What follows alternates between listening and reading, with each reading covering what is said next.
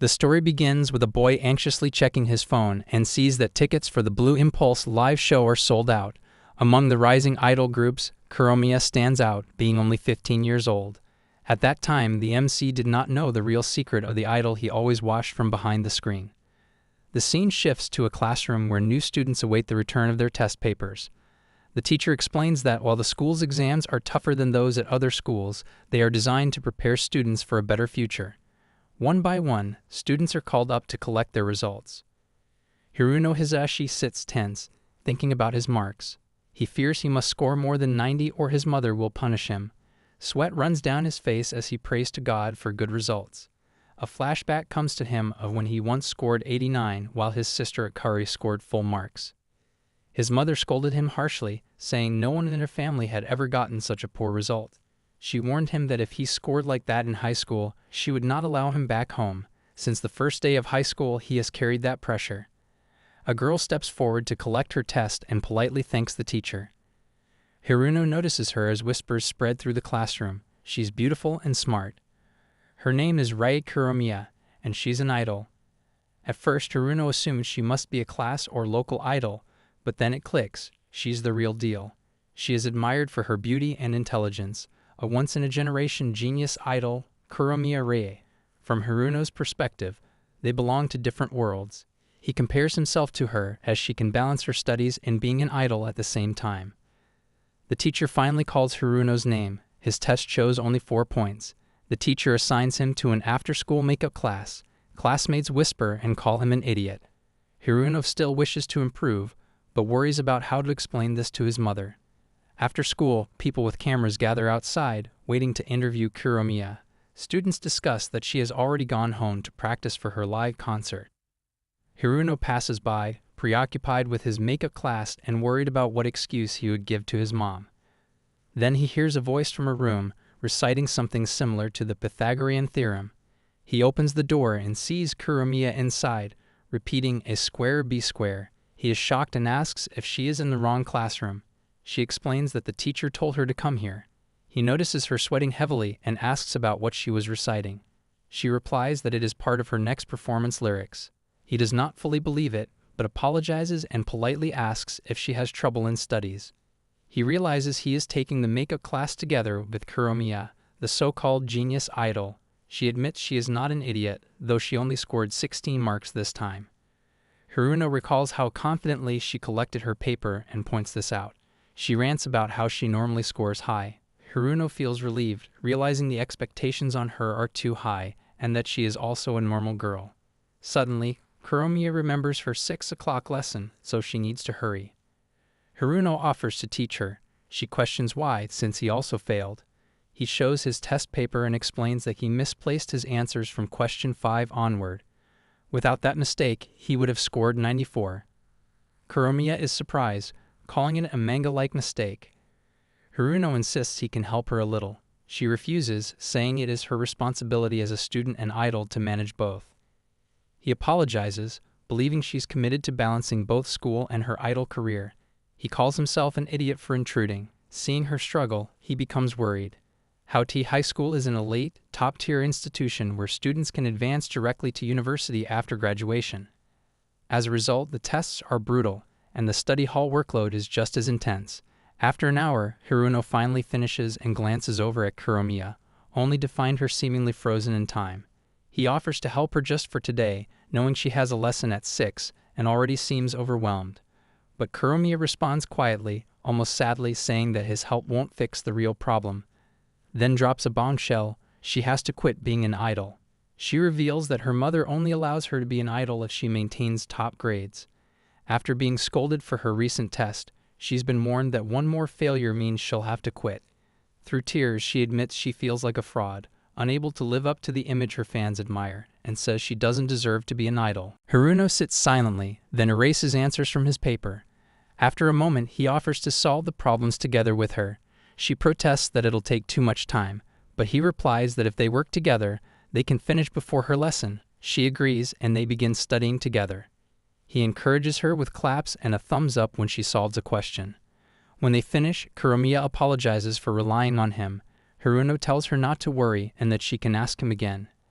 As they leave the school, photographers still wait outside, surprising Hiruno. After hesitating a bit, she asks him for one more thing. She states that she wants to continue being called a genius without shame and asks if he will study with her, only if he agrees.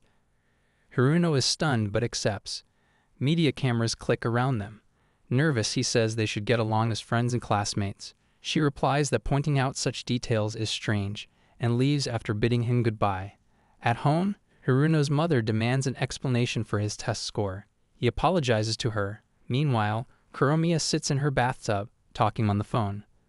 The person on the line asks if she was taught by someone else, and whether he is handsome, since Kuromiya rarely relies on others. She replies it is not like that, then admits Hiruno seems like a nice person. The person asks his name, and Kuromiya admits she forgot. They tease her for her forgetfulness. Hiruno, however, will soon come to understand the difficulties of teaching her, along with the charm of the idol he has always watched from behind the screen. The next day at school, students gather around Kuromiya and praise her for her live performance, which was featured in an online article. Hiruno watches from a distance, musing that she's known as a genius idol from the super popular group Blue Impulse. In Hiruno's mind, she is a perfect human, excelling both as an idol and in her studies, or at least she's supposed to be. The reality is that Hiruno has ended up assisting her with studies. Sitting in his seat, he feels anxious. The situation seems so incomprehensible that he begins to doubt whether he is dreaming. He tries to convince himself that this is reality. Kuromiya walks toward him and softly tells him that she will meet him after school. His face flushes red, and in that moment he accepts that this is not a dream. After school, Hiruno sits in the makeup class, nervous and restless. He wonders if he is really effective as a teacher, considering that he has to teach someone like her. The door slams open and Kuromiya enters, muttering about the right-hand rule. Hiruno greets her, and she returns the greeting. At that moment, he arrives at an answer to his doubts. The truth is cleared to him. She is not a genius. Her demanding schedule as an idol has caused her to fall behind in her studies. Yet if she fails again, her mother will make her quit being an idol. Hiruno informs her that today's subject is Japanese history, confusing her. He can't help but reflect on how he now knows her secret, and how, in his own way, he's helping her become the perfect idol. Kuromiya asks who he is. Hiruno is caught off guard, reminding her that they studied together yesterday. She clarifies that she means she has not asked his name before. He introduces himself, though for a moment he panics, thinking she has already forgotten him. She then asks whether anyone saw him coming there, and he confirms no one did. They begin studying. Voices of students jogging outside filter in through the window while they focus on their lesson. Hiruno looks at her, fully conscious of the fact that an idol is sitting in front of him, alone with him in the room. The thought distracts him, but he forces himself to concentrate. When he notices her struggling expression, he asks if she is stuck on a problem. She shows him the part she does not understand. Hiruno explains that it is a specialized question. Kuromiya panics and admits she is not good with such material. He tells her there is a lot to memorize. She confesses she is not good at remembering names to begin with. Hiruno points out that such weakness is serious for a celebrity. She nods and admits her manager often scolds her about it. He advises her to remember names through context. If she connects an era and situation to the figure, it becomes easier.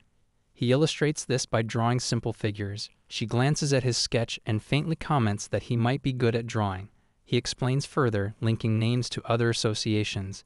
He stresses that connecting points of view may seem difficult at first, but it is effective for long-term memory.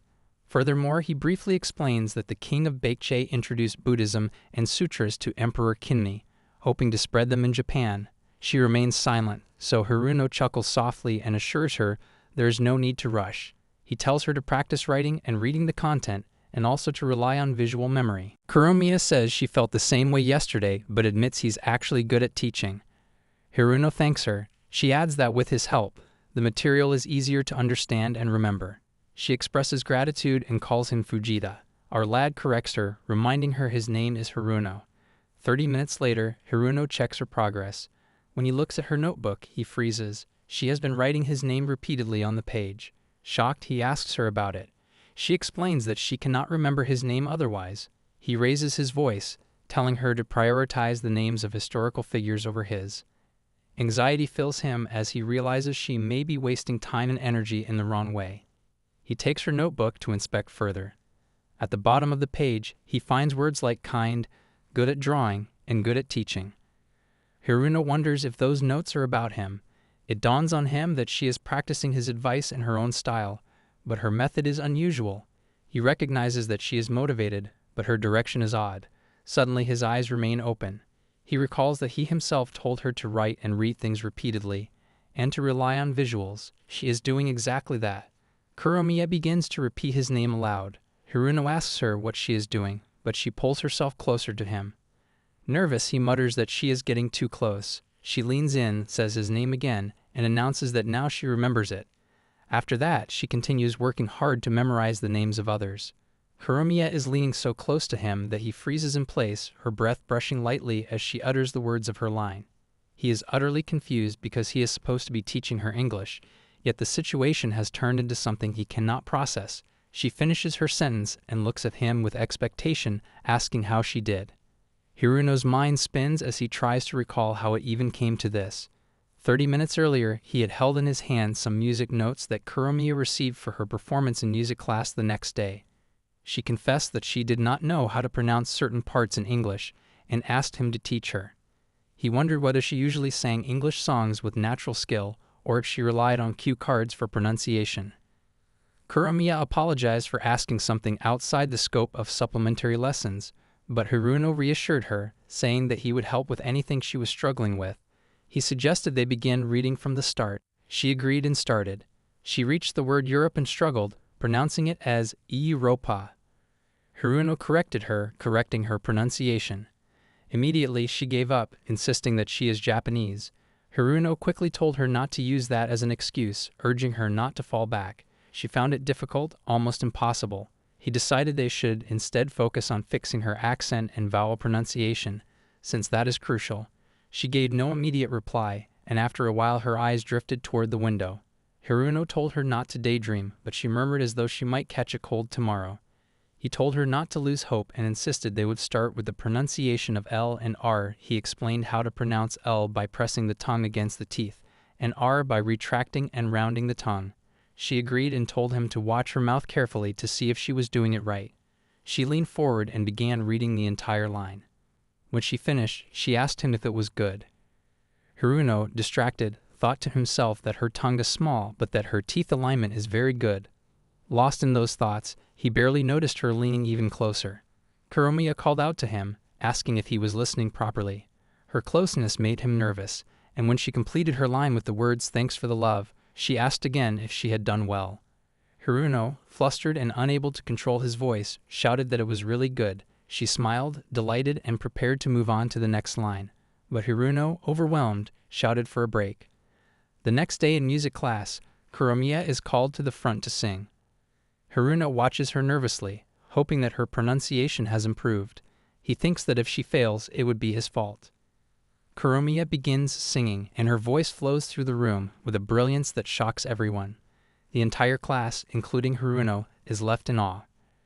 Hiruno realizes at that moment that although he has always thought of her as just an ordinary girl, the reality is far different. She is extraordinary. When she finishes, the teacher's eyes fill with tears. He praises her voice as beautiful, asking if she can sing the song for next week as well, because they want to hear more from her. The class erupts in excitement, cheering loudly. Kuromiya freezes, uncertain. Hiruno stiffens as well, knowing she has not practiced the next song. The teacher urges her again to begin. Kuromiya anxiously glances at Hiruno, silently asking for help. The teacher notices her hesitation and questions her. Hiruno raises his hand, his body trembling. He speaks up with effort, explaining that Kuromiya is an idol and they should not strain her voice too much. The teacher listens and agrees, telling her to save it for next week. The class, however, does not agree and begins to mock Hiruno for interfering. After class, Hiruno walks the corridor with a heavy heart. He feels that it is over, that everyone now thinks of him as someone who cannot read the room. His steps slow with sadness. Suddenly, Kuromiya stops him. She thanks him for his help. Hiruno apologizes for interfering, worry he may have overstepped. Kuromiya murmurs something, then says more clearly, "You were cool." She repeats her practice line, "Thanks for the love," and asks if her pronunciation has improved. Hiruno's face turns red with embarrassment. He quickly replies that next time they'll study the meanings as well. Later, Kuromiya and Hiruno are seated together with books spread across the table. The silence between them is broken when Kuromiya suddenly asks if he uses line. Hiruno blinks, unsure of what she means, until she continues with a calm suggestion that they exchange line information so it will be easier for them to keep in touch. His throat tightens as her words sink in. She is an idol, yet she is offering to exchange contact details with him. The weight of the moment presses heavily on his chest. Hiruno nods hesitantly and mutters that if it is fine with her, then he agrees. His hands shake slightly under the table as his thoughts scatter in endless circles. He worries about whether it is really acceptable for him, whether he can open his phone freely in public without drawing suspicion, and what might happen if his phone is hacked. The idea of her information being exposed terrifies him. He tells himself that exchanging with classmates is one thing, but with her it feels far too heavy. While he is caught in this spiral, Kuromiya lifts her phone and gives it a light shake in front of him. The simple action pulls him back to reality. To him, the sight looks unexpectedly cute, but he clears his throat and asks what she is doing. She answers softly that a friend can be added by shaking the phone. Hiruno looks at her with calm seriousness and explains that the feature was removed long ago. Her expression freezes as realization dawns, and embarrassment spreads across her face. Her cheeks redden and she lowers her gaze, her nervous smile tugging at his chest. To him, her flustered state looks undeniably cute. He asks if she is not good with smartphones. Kuromiya admits it in a quiet voice. He offers to add her through a QR code instead. They lean closer, and after scanning, her profile appears on his screen. His eyes widen when he sees the photo. It is Kuromiya with her dog, both of them smiling. His lips move before his mind can catch up, blurting out the word cute with too much force. She lifts her head quickly and asks if he is fine. His face burns, and he stammers that he means the dog looks cute. Her shoulders ease and her smile softens as she begins speaking fondly about her dog. She tells him that the dog is only 3 years old and that she loves taking him out for walks. The way her voice warms while she talks makes her look even more gentle. She turns to him with bright eyes and asks if he also has a dog. He quietly shakes his head. Without missing a beat, she exclaims with enthusiasm that he should have one too. Her cheerful tone spreads warmth in the space, and Hiruno can only nod faintly in response. His eyes return to her profile picture again, and he realizes how different she looks compared to the idol Kuromiya on stage. He says that she appears different. Kuromiya answers calmly that it is because of hair extensions. She explains that at work she wears them because her idol image demands it, but in school she avoids them due to the rules. Hiruno mutters to himself that it sounds tough. She responds that wearing the extensions helps her switch into her idol version, but without them, she feels more relaxed, closer to herself. Her words shock him more than expected. His eyes widen as he asks whether she is relaxed right now. She meets his gaze and confirms it with a shy nod. His chest feels tight, and he speaks firmly. He says being famous is already hard, and adding school makes it harder. He tells her to let him know if it ever gets too much. Kuromiya lowers her gaze, her cheeks glowing. In a soft voice, she admits that she feels she can relax in front of him. The moment she hears her own words, her face flushes red. She quickly gathers her belongings, blurts out that she has to leave for her lesson, and walks away in haste. Hiruno is left staring after her, confused and unsettled. The next day arrives, and Hiruno sits at his desk with a restless body and a nervous heart. He could not study properly at home. His mind had been consumed with the thought of receiving a line message from Kuromiya, but no message came. He convinces himself that she must be too busy as an idol, with work and studies leaving her no spare time. Still, the silence weighs down on him. As he struggles with his thoughts, a classmate announces loudly that everyone should join the class group chat. Soon his phone buzzes with messages and invitations. He joins the group and scrolls through the conversation. As expected of students at an elite school, the topics revolve around studying and lessons. He nods absent-mindedly at their discipline, but then notices something that makes his heart skip. Among the group members, he sees Kuromiya's name and profile picture. He compares it with the account she exchanged with him yesterday and realizes instantly that this is different. The private account is not added here. His pulse races as he sends her a message asking if she has 2 accounts. She replies that she does. He types again, asking if she doesn't share her second account. Her response comes quickly. She writes only to look over there. He lifts his head and turns toward her. Kuromiya meets his gaze and silently presses a finger against her lips. The quiet gesture strikes him deeply. His cheeks flush bright red as the meaning settles over him. Another secret has been entrusted to him. Hiruno is packing his bag while his eyes drift once again toward Kuromiya. Students are surrounding her, their voices rising with question after question. Normally, she answers them with cheerful patience, yet today her replies are short and bland, her expression calm but distant. Even in this manner, the students around her remain impressed. Hiruno overhears 3 boys whispering near him. One remarks that she is unbelievably patient, almost like a saint. Hiruno exhales quietly. He knows that they are misunderstanding her in a positive light, and even though it looks admirable on the surface, he feels uneasy knowing that this is the reality she faces every day. The same boys keep talking. Another one leans closer to his friends and says that he wants to go out with her. His voice turns lively as he spins a story of his own imagination.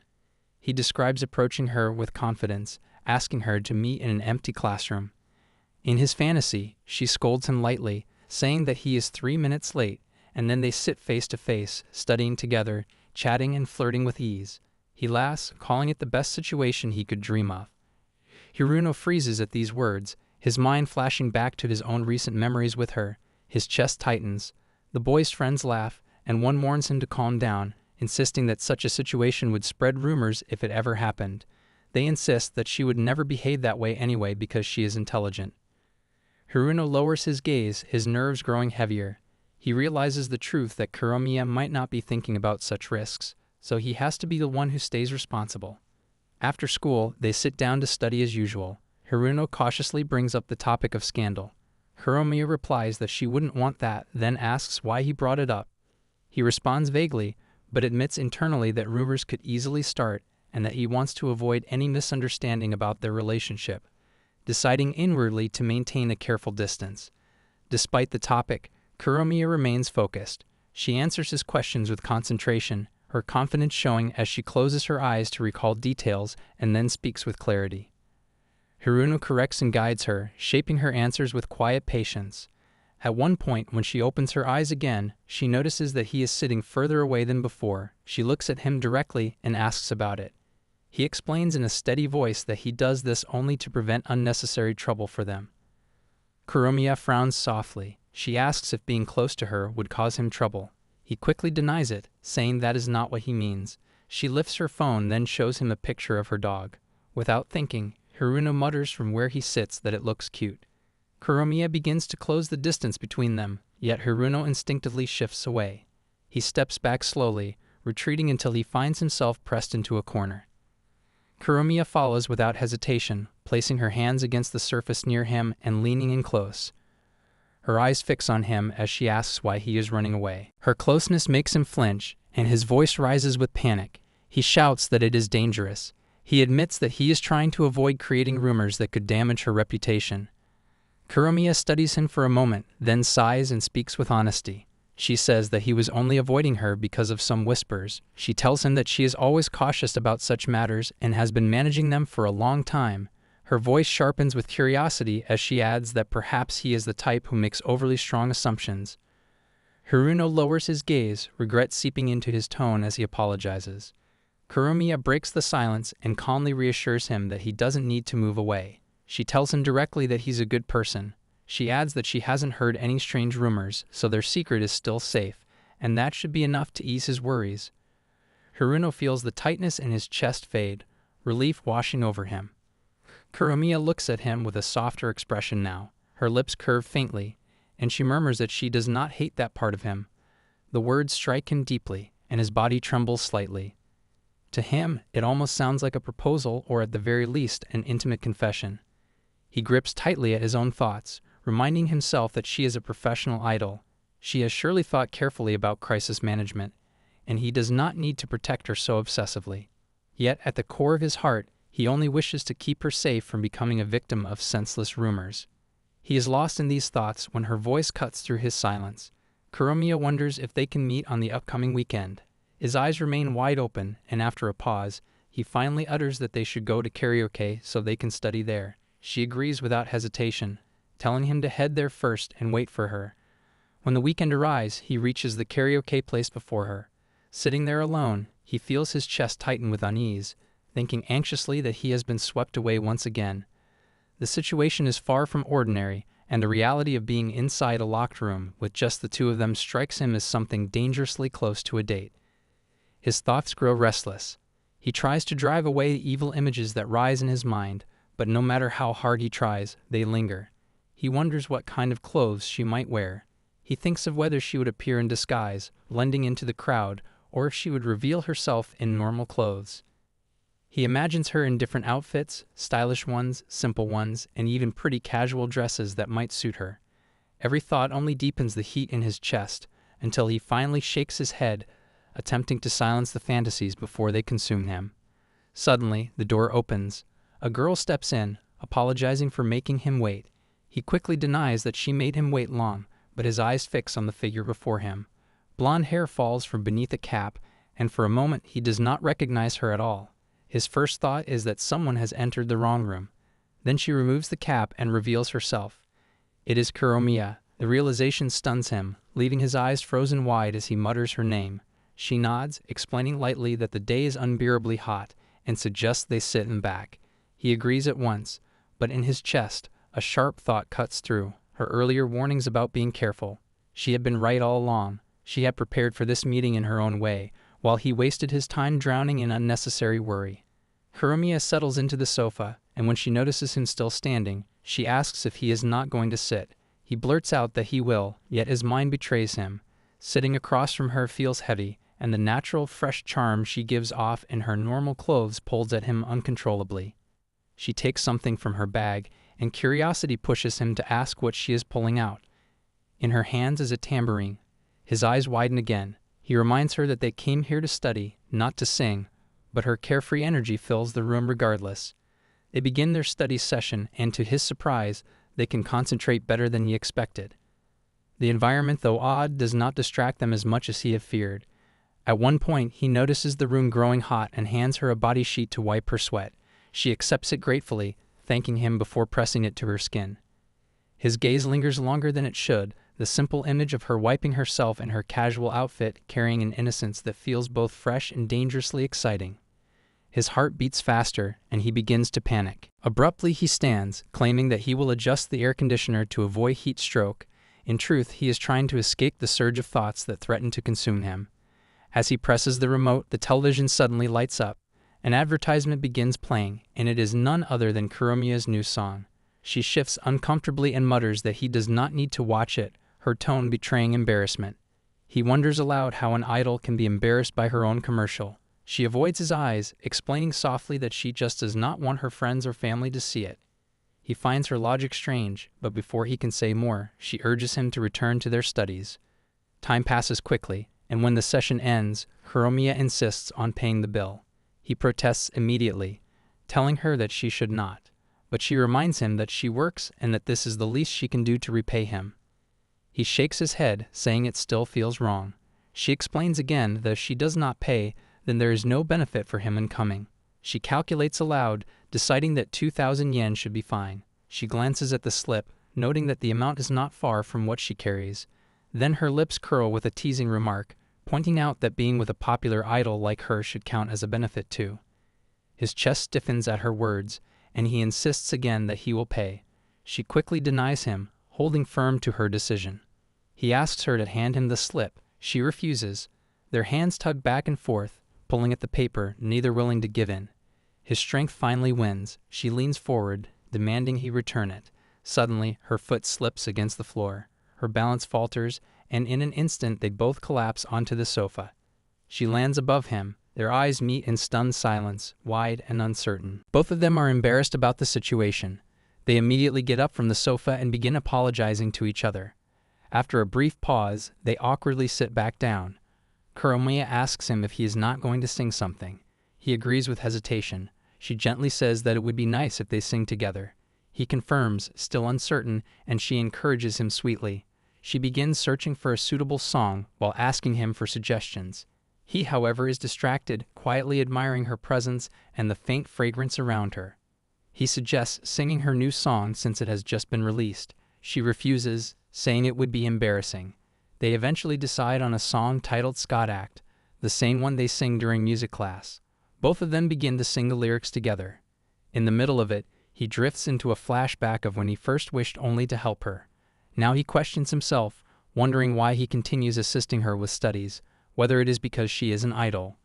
Suddenly, Kuromiya stops singing and tells him that she cannot read the lyrics of the second verse. He tells her to skip it and suggests returning to their English studies instead.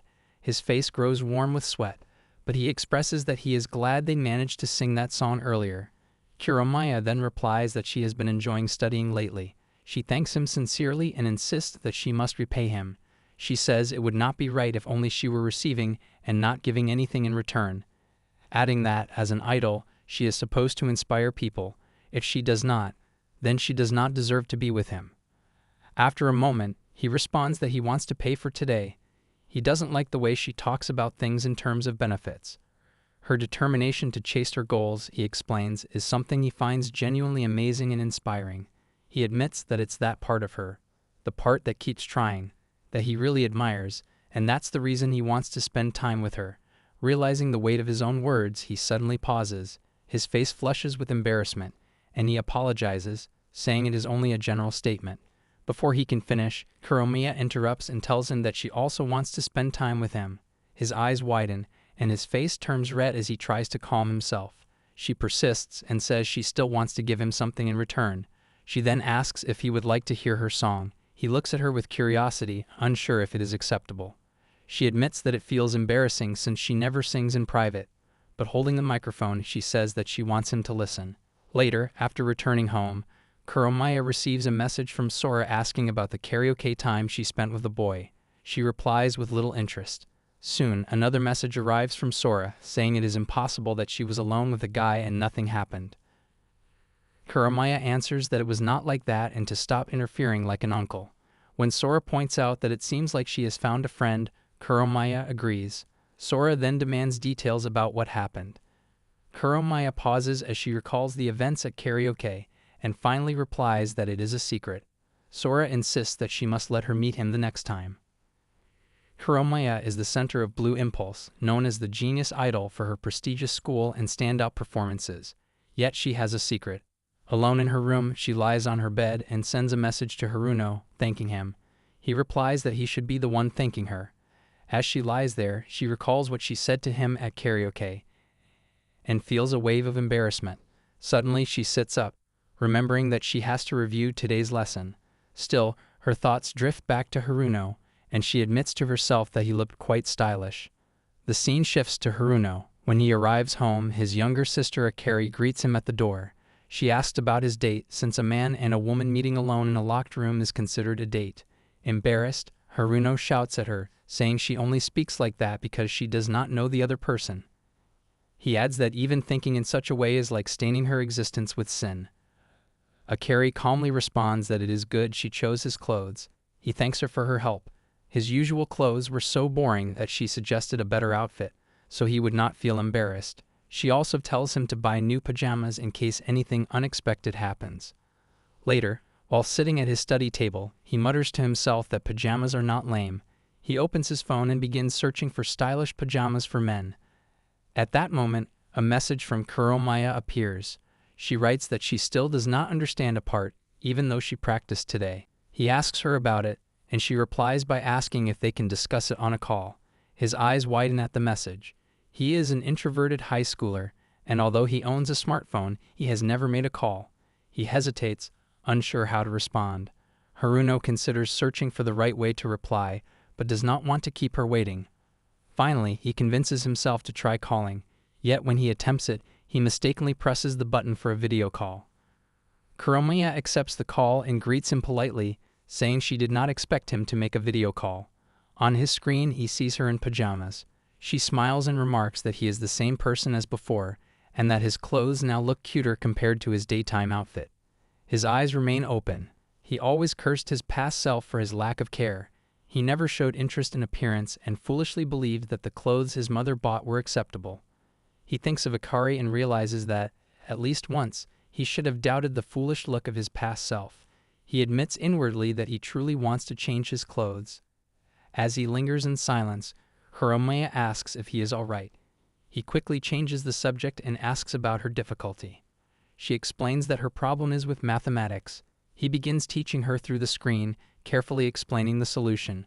When he asks if she understands, she nods in agreement. Then she suddenly adds a simple remark, saying that negative and negative make positive. Surprised, he questions why she says this. She explains that both of them started from negative positions, each being scolded by their parents. But after meeting him, she began to study properly. Now they are friends, speaking on the phone like this. His face flushes red. She continues, saying that she likes it, even if it resembles a mathematical calculation. As the night grows late, Kuromiya says that she should sleep. She immediately lays down on her bed before ending the call and says goodbye. Hiruno remains still, confused by the words he has just heard, convinced that he was not supposed to hear something like that. With restless thoughts in his head, he lies down on his own bed. He decides that he will go shopping this weekend. The next morning begins, but he has not slept a single moment through the night. At school, Hiruno anxiously mutters to himself. He is tense about the upcoming term exams that are only 2 weeks away.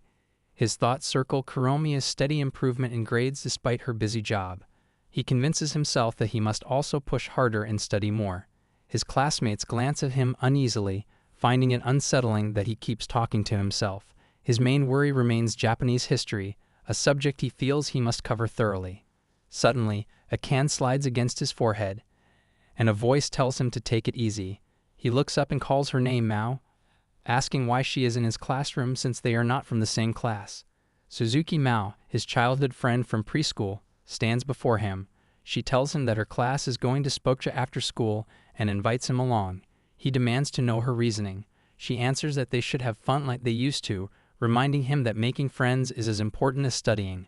She adds that she cannot help him academically, but she can help him with friendship. Mao is lively, social, and at the center of her class, already a gyaru before he even notices the change. Hiruno insists that he already has friends. He then asks her if her outfit and hair violate school rules. She dismisses the concern, claiming his comment as sexual harassment. His mood drops instantly, and he apologizes. After a pause, she offers to tell the teacher something so that he can skip the supplementary class. He declines. She argues that he is a smart student and skipping one class would not affect him, but he denies being that smart. After school, Hiruno and Mao sit together in supplementary class. He asks if she is not going to Spokja, but she explains that everyone suddenly made other plans, so it was cancelled. He asks about her club activities, and she says that the club is off today and she is free, so she thought she could have him teach her. He responds that he is not in the mood for teaching. She reminds him that they have always stuck together. He replies that it is because they are neighbors. She mentions that her mother still invites him for dinner sometimes. Suddenly, she brings up that she heard he has a mobile phone, and she demands that they exchange contact information. He agrees. She asks if he uses Instagram, but he denies it. She asks about Snapchat, and he doesn't even know about it. At that moment, Kuromiya opens the classroom door and stares at them in confusion. She sits in front of them and declares that they will study Japanese history today. She begins with a quiz. Without thinking, Hiruno starts naming the ages of dinosaurs. Kuromiya tells him that she means humans, not dinosaurs. He then lists the Renaissance, Baroque, and Rococo periods, which she also rejects as incorrect. Mao silently observes, trying to grasp the atmosphere. She wonders why the genius idol is present and what connection she has with Hiruno. Hiruno introduces Mao to Kuromiya. Mao whispers to him, asking what is happening, and he whispers back that he will explain later. With a faint smile, he adds that Kuromiya is helping him study. A few days earlier, during one of their study sessions, Hiruno and Kuromiya discussed what they would do if people saw them together. Kuromiya proposed that in such a situation, they would reverse their roles. He agreed but admitted he had no acting experience. She smirked and told him that he only needed to mimic her.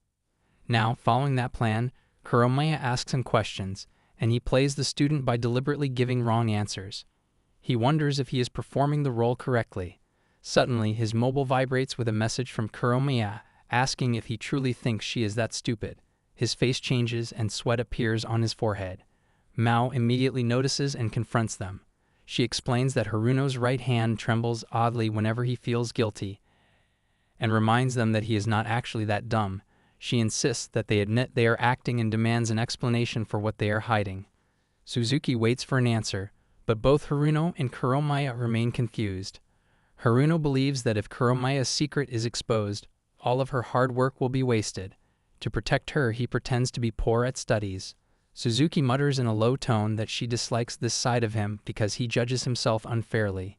He quietly apologizes. Suzuki then turns to Kuromiya and apologizes as well, saying that seeing Hiruno act like this makes her upset, while gently poking his cheek. She adds that she knows he never means to cause trouble or deceive anyone, then adds that she prefers not to have her matters pried into. After a brief silence, Kuromiya confesses that she is the one receiving help from Hiruno in studies. She admits that she struggles academically and that Hiruno has been helping her improve. The room falls silent. Suzuki's eyes widen as she stares at Kuromiya. She blurts out that Kuromiya is the genius idol seen on television. She calmly admits that it is false, and that her supposed intelligence is just an image built for the public. Suzuki finds this difficult to believe and turns to Hiruno for confirmation. He nods silently. The atmosphere softens after a moment of stillness. Suzuki smiles again and says she will also help Kuromiya study. She promises to join their supplementary classes whenever she is free. Kuromiya politely refuses, saying that it is her own problem and she must handle it herself.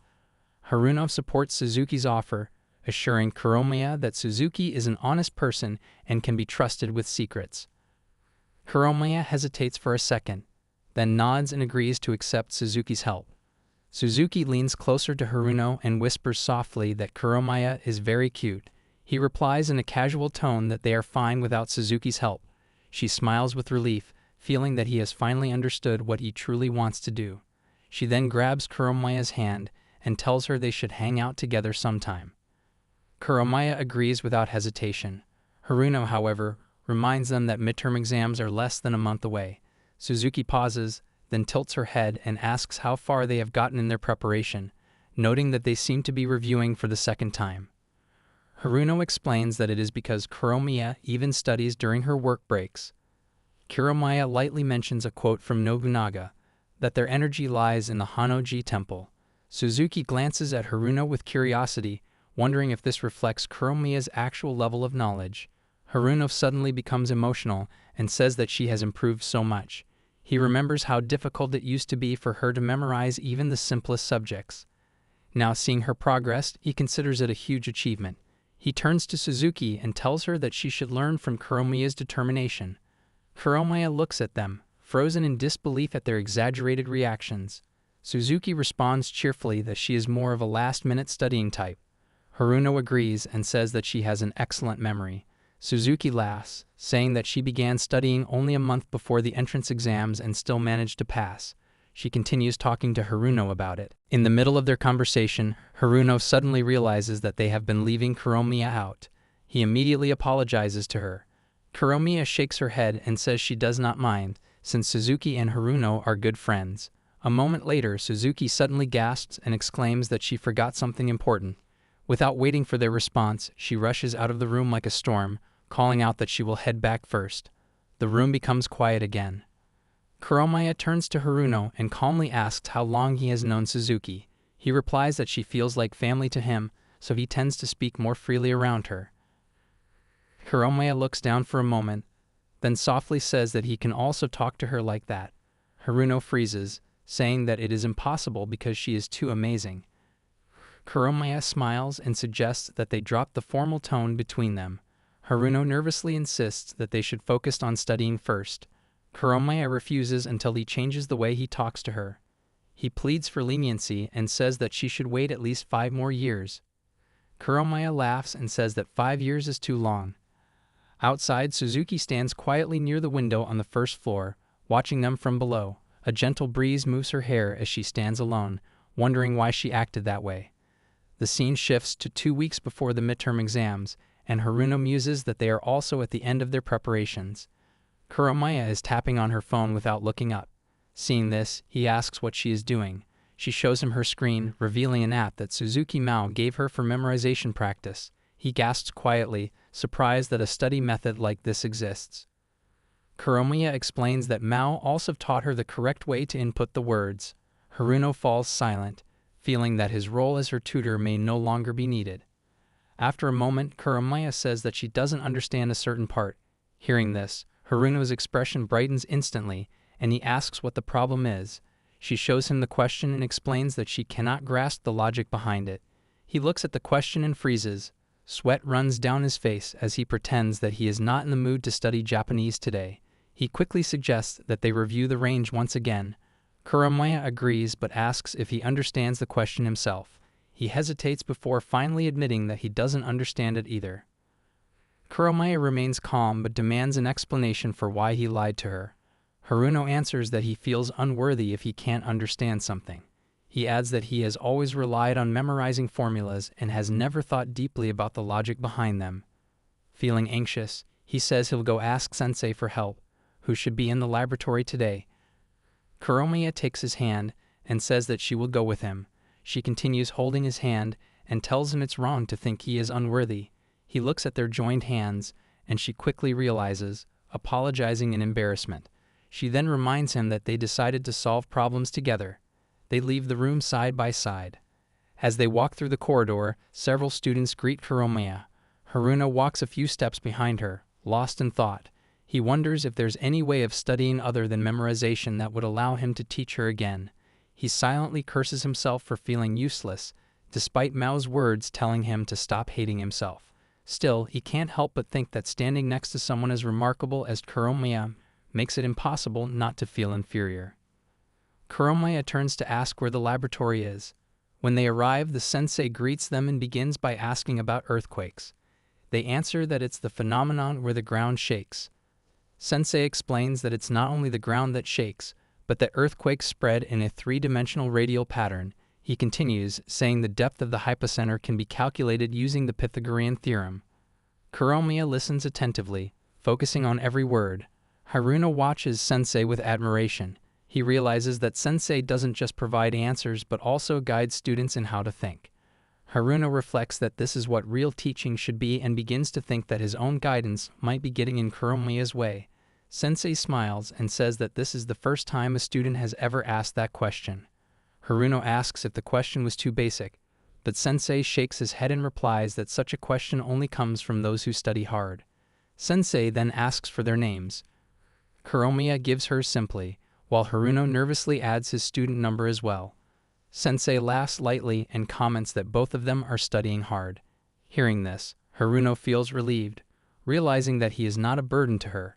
Kuromiya, however, tells Sensei that it is all because of Hiruno, whom she calls the world's best teacher for her. He blushes deeply, unable to respond properly, and only manages to say that he is grateful. From Hiruno's perspective, he cannot fully understand her. She struggles in academics, yet possesses an endless kindness and strength that he can't describe. Sensei smiles at both of them and says that they will surely pass if they continue to give their best effort. Days pass, and the midterms draw near. These exams will determine whether Kuromiya can continue her idol career or not. For Hiruno, his own standing is also at risk, as the end of the after-school supplementary classes approaches. The tension builds quietly between them. After the session, Kuromiya gathers her things and leaves the school, telling him that she has lessons to attend. Hiruno watches her leave, feeling the pressure of the upcoming exams. The day of the exams arrives. Hiruno, Kuromiya, and Suzuki are seated in the examination hall. The ticking clock echoes through the silent room as tension fills the air. Pages turn, pens move, and the sound of scratching fills the hall. Time passes more quickly than expected, and soon the invigilator announces that the exam is over. After the test, Suzuki, Hiruno, and Kuromiya gather outside to discuss the paper. Suzuki quickly interrupts their analysis, saying they should leave self-reflection for later and focus on studying for the next subject. Hiruno glances at Kuromiya, silently wishing for her success, but reminds himself that he must concentrate on his own performance first. The next exam begins. As the minutes slip away, the teacher signals them to stop writing. Kuromiya grips her pen tightly, her focus scattered. Her body feels hot, and tension spreads through her hands and feet. Anxiety surges through her as she thinks this is far more difficult than performing live on stage. She recalls her idol instructor's advice about imagining the audience as kind-hearted potatoes, but when she tries to apply it, she quickly realizes it doesn't fit the situation. This isn't a performance, this is an exam. Outside the examination room, Kuromiya's thoughts spiral. She questions whether she read the sixth question correctly, whether she should have studied more, and what will happen if her results are poor. Her hands tremble as fear takes hold. The pressure to pass, or risk losing her opportunity, weighs heavily on her. Suzuki watches her, sensing her unease. She wonders if Kuromiya is all right, then glances at Hiruno, knowing he's the one who can support her during times like this. But when she looks at him, she sees that he is just as tense, nervously mumbling over his notes as he revises. Suzuki knows she's not the best at handling moments like these, but she still wants to help. An idea strikes her, and she tells Kuromiya to look at Hiruno. Kuromiya turns and softly asks if he's okay. Hiruno mutters, "God does not play dice." Suzuki explains that this is his usual state before a test. She adds that it's oddly calming to see someone more nervous than yourself. Kuromiya looks at her, nods, and lets out a small laugh. A thought crosses her mind. Tests and live performances aren't so different. Both demand focus, confidence, and the will to do her best. Hiruno keeps muttering under his breath, still overwhelmed by nerves. Suzuki shakes her head and comments that his habit of worrying about unnecessary things hasn't changed. Kuromiya asks if she means worrying about things that don't need to be worried about. Suzuki agrees with a faint smile. She thinks to herself that Hiruno always worries too much and sometimes acts foolishly, yet there's something admirable about how his concern always includes others. Still visibly anxious, Hiruno offers both girls packets of glucose, saying that sugar intake is important before tests. Suzuki and Kuromiya accept them, smiling at his gesture. Afterward, the three return to their seats for the next exam. Kuromiya sits down, her mind drifting toward negative thoughts again, but she takes a deep breath and forces herself to focus. She glances at Hiruno, thinking that if she could stay calm like this, she would have looked at his face from the beginning to steady herself. Meanwhile, Hiruno sits at his desk, still muttering and nervously flipping through his notes, until the teacher announces that it's time to put materials away. Startled, Hiruno tries to gather his books quickly, but they slip from his hands and fall to the floor. He apologizes at once and bends down to pick them up. As he does, he notices a small piece of paper near his desk. Written on it are the words, "Thanks for the energy booster." He pauses, glancing toward Kuromiya's direction, but before he can think further, the teacher announces the start of the test. The room falls silent once more as the sound of pens fills the air again. Kuromiya is doing warm-up exercises with her group. One of them asks about her studies since the tests are approaching.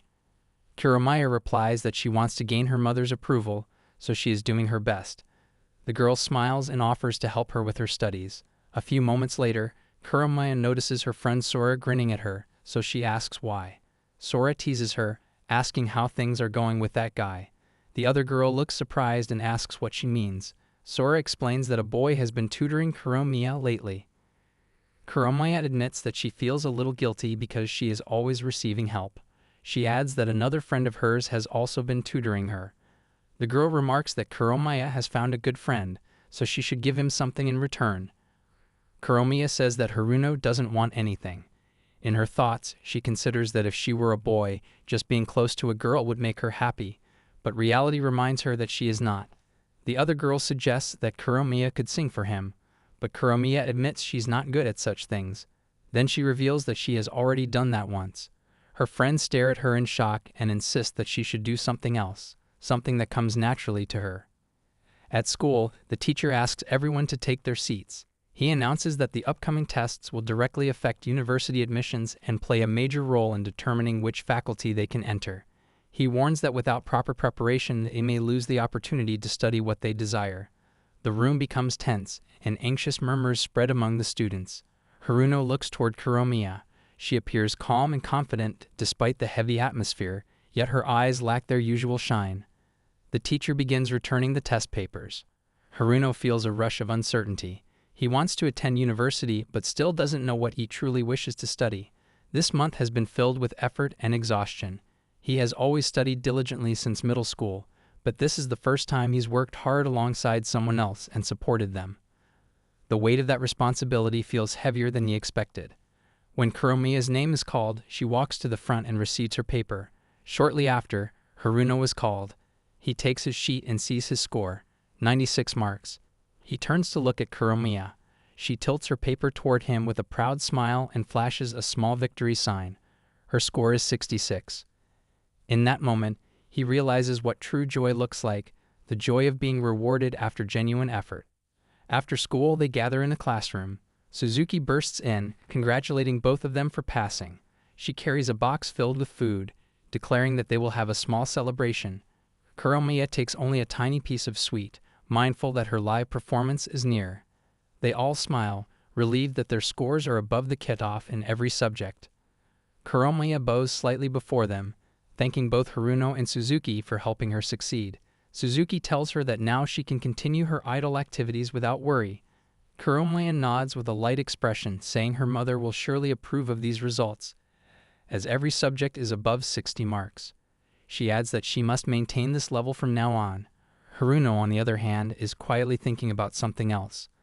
The supplementary lessons will soon come to an end since they have both passed. Kuromiya turns to him and asks what he hopes his mother will say about his results. His scores are above 90 in all subjects.